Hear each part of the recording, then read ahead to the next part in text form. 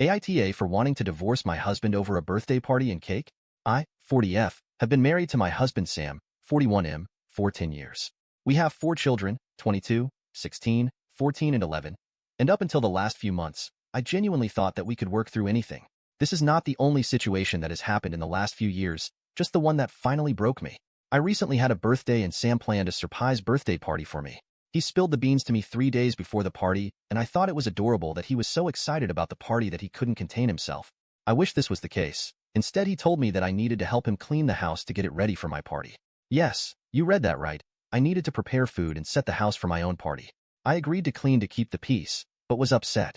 The day of the party quickly came, and I was devastated to learn that he didn't invite most of my friends or family. He claimed that he didn't know how to contact them. The final straw came when he carried out a cake in a flavor that he loved. Nothing that I would ever choose for myself. I barely managed to keep it in and cried in the bathroom after everyone left. I feel like an afterthought and hated listening to everyone compliment him for throwing me a party. I work 2 jobs, take care of the kids, do all of the meal planning, grocery shopping, and most of the housework. I am exhausted and just wanted to feel appreciated for a day.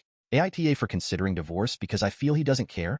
I just can't imagine throwing away 10 years of marriage, but I feel broken. Now on to the next story. Story 2. AITA for telling it my sister she got what SE deserved after our older brother beat and choked her. The title sounds bad, but here's the context. 8 months ago, our oldest brother, 28M, was jumped from behind and stabbed 13 times and cut up by 3 men after he left a grocery store on his way home from work. He nearly didn't make it and spent 4 months in and out the hospital. They stole his phone, wallet, everything he had on him, and took the car as well, skipping all the legal stuff. So far, only one of the men responsible has been caught when he tried to pawn some of my brother's things. After my brother got discharged from the hospital, he moved back in with our parents. All 3 of us kids are living with our parents at the moment. My sister is 20F, I'm 21M, and obviously my brother 28M. Due to what happened, my brother developed PTSD and has been diagnosed with PTSD. It was so bad that he couldn't allow anyone to walk behind him at all. He didn't even want to leave the house.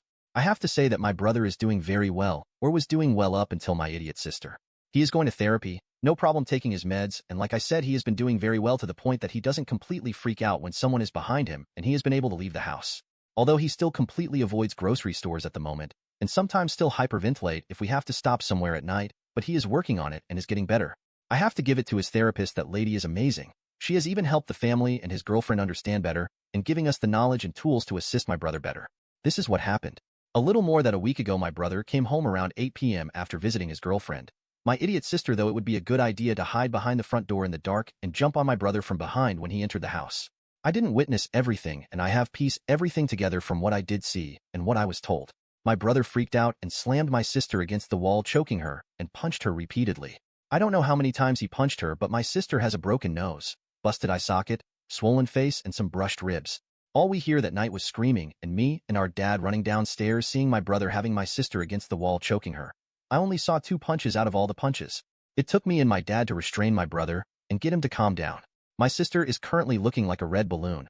She was taken to the hospital, nothing more serious other than the injuries said above. I don't know if there will be any legal troubles for my brother, but nothing has happened so far. We all gave our statements. Even my brother, but he doesn't remember much. He remembers walking into the house and then blank. According to one of the police officers, they don't believe charges will be filed but will be in touch. My brother has been holed up in his room since last week after the incident, only leaving for necessities. All the progress he has made over the last couple of months seems to just be completely gone. He is basically the same as he was the day he left the hospital. I overheard my sister in our living room this morning on the phone. I don't know who she was talking to, but all I could hear from my sister is her complaining about being hurt. I understand, but I got pissed off when she called our brother a monster.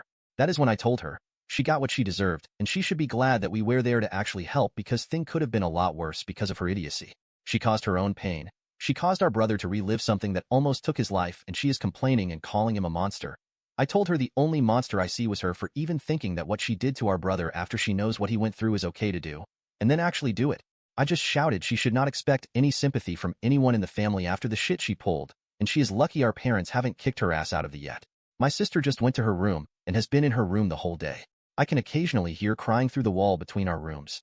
My parents are pissed at me and called me an asshole for blowing up on my sister. They already had the conversation with her and I should have stays out of it. My sister was just blowing off steam with one of her friends over what happened, and I had no right to say anything I did to her. Edit. Before someone calls my brother abusive again. Before all this happened, he was a kind, caring person, always a smile on his face, that has never gotten in a physical fight before outside of a boxing ring. I'm not asking on my brother's actions by mine, but as you want to weigh in on my brother's actions, please ask yourself this question first. You get attacked by 3 men, stabbed 13 times, cut up and beat from behind, and then have someone jump on you from behind not even a year later, and see how you would react in that situation. I don't know what went through his head at that moment, but I can tell you it wasn't who my sister is jumping one as a fucking joke. It was something like, I'm getting attacked again. I have to protect myself. Thank you everyone who subscribed me and like my videos.